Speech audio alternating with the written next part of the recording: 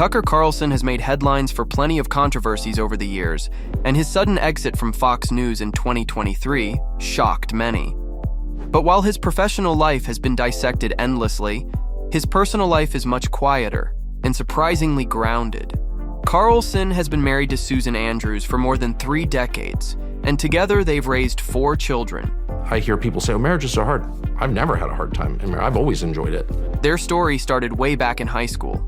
Carlson was a student at St. George's School in Rhode Island, and Andrews' father happened to be the headmaster. She was the cutest 10th grader in America, Carlson told People in 2000.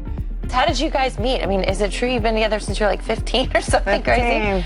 Yeah. Met the first week of 10th grade. And Andrews? She remembers him as a cheerful young man with a bounce in his walk, and yes, those classic khaki pants and ribbon belt.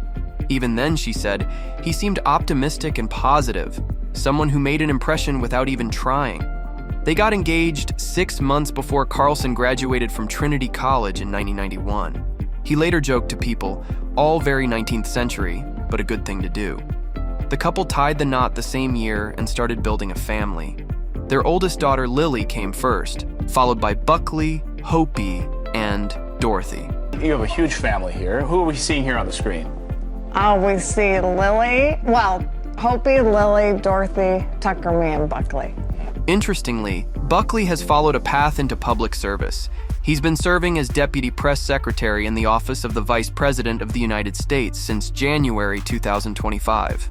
And before that, he worked in Representative Jim Banks's office.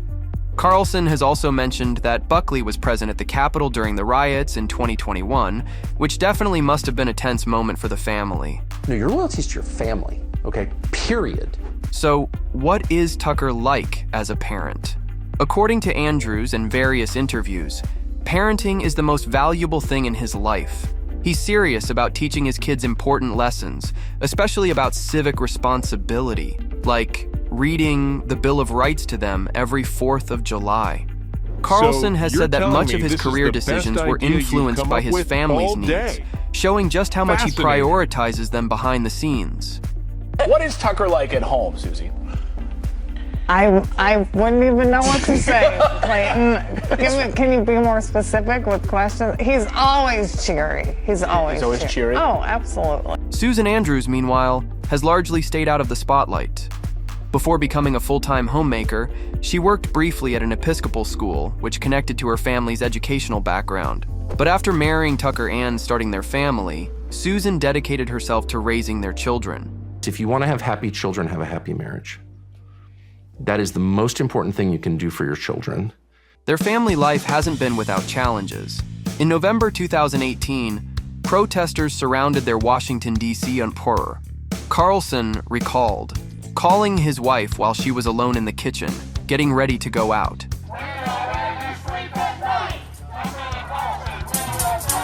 You know where you sleep at night. She heard pounding on the front door and people screaming. Someone started throwing himself against the front door and actually cracked it, Carlson said, emphasizing that this wasn't a protest to them. It was a real threat. Luckily, nobody got hurt, but the incident definitely shook the family. And honestly, their story, a couple sticking together for decades while raising 4 kids, feels a lot like House Speaker Mike Johnson and his wife, Kelly Larry. Mike and Kelly have been married for over 2 decades. They first met when Mike was a law student at LSU, and just 3 weeks in, he told her he loved her.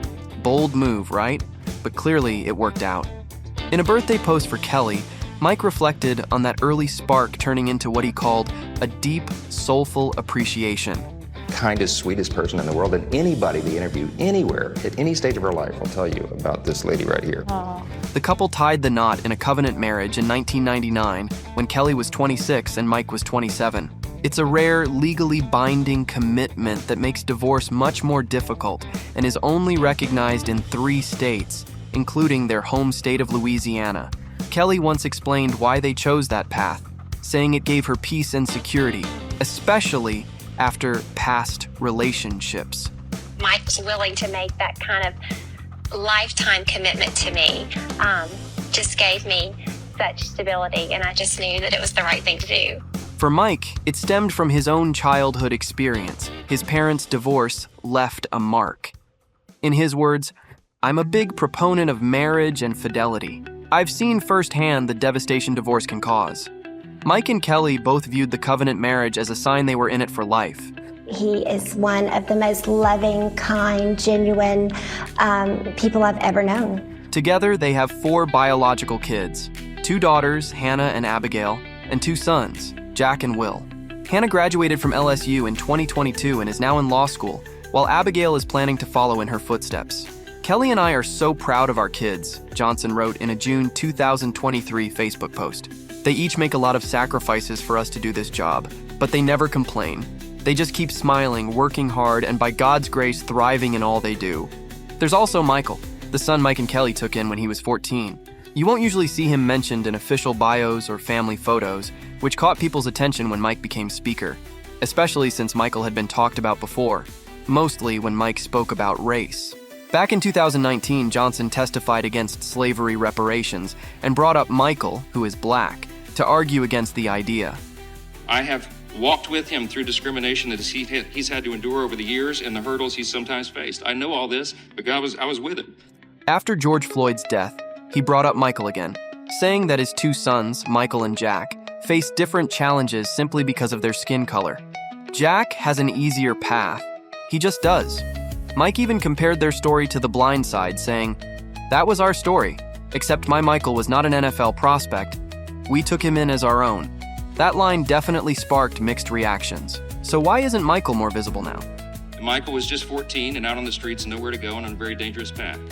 Michael's grown now. He has his own young family. He turns 36 years old next week, and he's a loving dad to 4 precious children of his own. God's been good to us, and he's a success story. More recently, it was revealed that Michael faced several legal troubles after parting ways with the Johnsons in 2002, including arrests for possession of controlled substances, theft, and other charges. Despite these setbacks, the bond has remained strong. "Kelly and I have always seen him as one of our own.